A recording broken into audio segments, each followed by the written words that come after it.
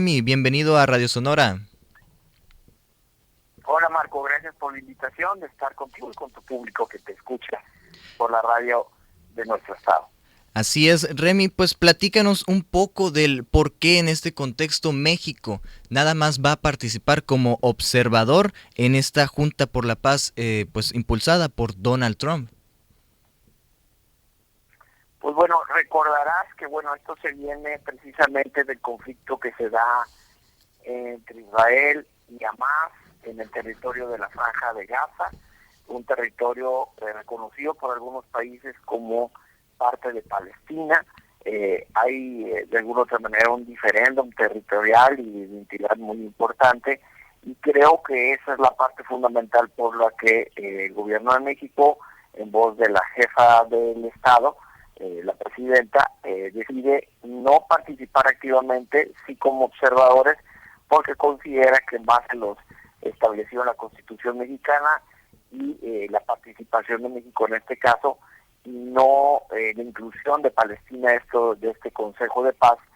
considera que esa es una situación que se debe de cuidar, y por lo tanto México no participa activamente. Hay otros países que sí lo hacen,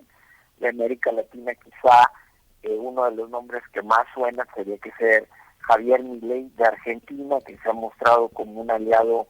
político e ideológico de la administración del presidente Trump. Están evidentemente los países de Arabia incluidos, principalmente Arabia Saudita, pero también Israel dentro de este Consejo de la Paz. Hoy se reunieron en los Estados Unidos, incluido el ex primer ministro de Inglaterra, Tony Blair, que hace las veces de una especie de secretario técnico de este Consejo de la Paz, que se ha hablado que puede llegar a tener un alcance mucho más grande, con un presupuesto de miles de millones de dólares, aparentemente por el anuncio del presidente Donald Trump, y donde también está la sombra de la posibilidad, al menos así ratificado por diferentes medios de comunicación, de que Estados Unidos ha avanzado su posicionamiento militar cercano a Irán en unas negociaciones que se están llevando a cabo principalmente por enviados especiales y por su yerno, Jared Kushner, con Irán, en una negociación que no ha quedado muy clara hacia dónde quiere llegar. Obviamente se había hablado mucho del tema del desarme nuclear, de que Irán no desarrollara un arma nuclear, pero quizá haya otros temas importantes dentro de la agenda. Recordaremos que Irán ha estado sujeto a inestabilidad social, con levantamientos de la población debido a las condiciones económicas a las cuales han estado expuestos en los últimos años. Hay embargo económico y embargo petrolero importante y presión internacional sobre el gobierno o el régimen de la Ayatollah en Irán, y sobre su gobierno mismo, que pues ha sido muy drástico con las protestas. Se calcula que más de 3.000 personas han sido asesinadas por el aparato del gobierno para evitar que sigan creciendo las protestas. Entonces, una situación complicada en el Medio Oriente, y que también está dentro de esta, pues vamos a decir, de estos puntos de discusión del acuerdo de la Junta para la Paz, que también pues tiene sus datos. Los medios de comunicación han estado dando cuenta que hubo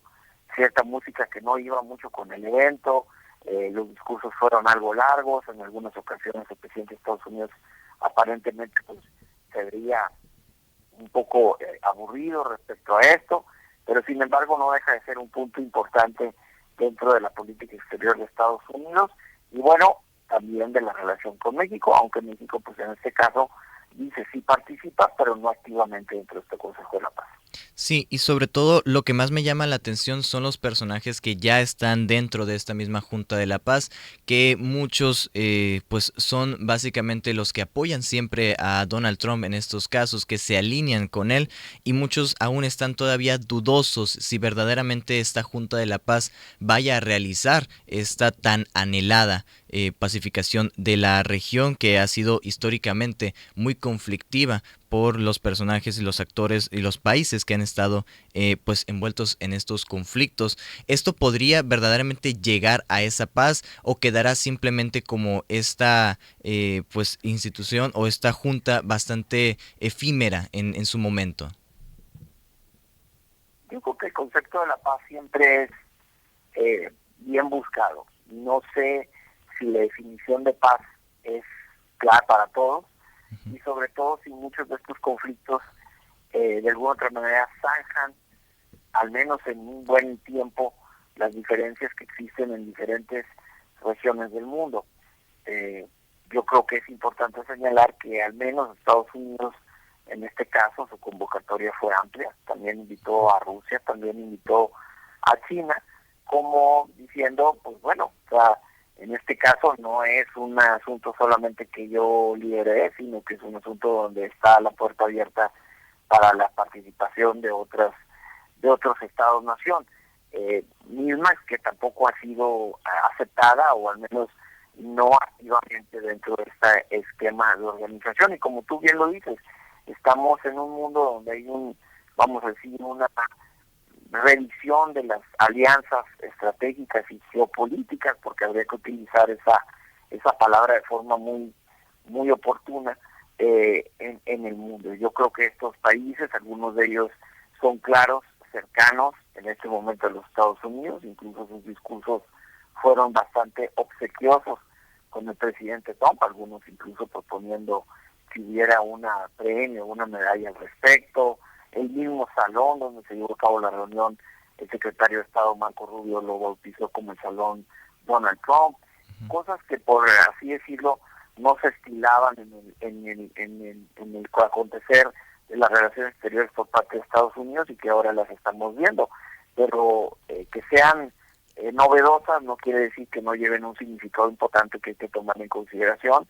sobre todo México, que tiene esta relación tan importante de cercanía geográfica y adicionalmente con los vasos conductores en términos de comercio internacional, de inversión y de cadenas productivas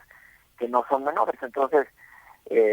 importante el mensaje, importante que la comunidad esté enterada de estos eventos internacionales que hoy en día han llamado tanto la atención, y este sería uno. El fin de semana también hubo una reunión de seguridad hemisférica en Múnich,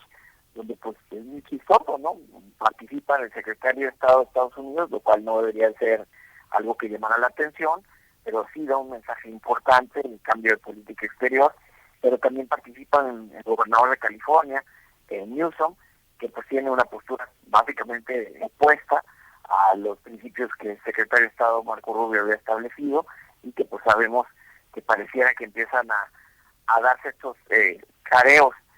ante la posibilidad de una elección presidencial dentro de 3 años en los Estados Unidos. Asimismo, la congresista Alejandro Ocasio también se da la vuelta a este evento que pues tienen ramificaciones internacionales y no necesariamente la regla normal en Estados Unidos, que la política mucho tenía que ver con los aconteceres muy locales y muy domésticos en los Estados Unidos. Entonces, todo esto en el tema de política exterior pareciera que es un escenario importante de mensaje político dentro de Estados Unidos y para el mundo. Así es. Y otra cuestión también que queda bastante visible, pues queda bastante dolido Donald Trump por no haber ganado el año pasado el Nobel de la Paz, y esta sería una carta fuerte que presentaría para ahora sí exigirle a Noruega, pues a esta institución, para que le entreguen el Nobel de la Paz si es que esto llega a tener éxito. Yo no lo interpretaría así. Yo interpretaría más que nada que cuando hay este reclamo es un poco acudiendo a la legitimidad o no de estas instituciones y organizaciones multilaterales que tuvieron muchísima credibilidad en los últimos 40, 50 años y que hoy en día Trump ha estado cuestionando respecto a sus resultados. Ha hablado del Nobel de la Paz, pero también ha hablado de la ONU o de la Organización Mundial de la Salud, como organizaciones que no necesariamente son abiertas a diferentes ideas, sino que también considera que no necesariamente reconoce lo que está sucediendo. Esto hablando de que él se siente que dentro de su administración ha podido estar al frente de negociaciones y de acuerdos de paz en diferentes regiones, entre ellos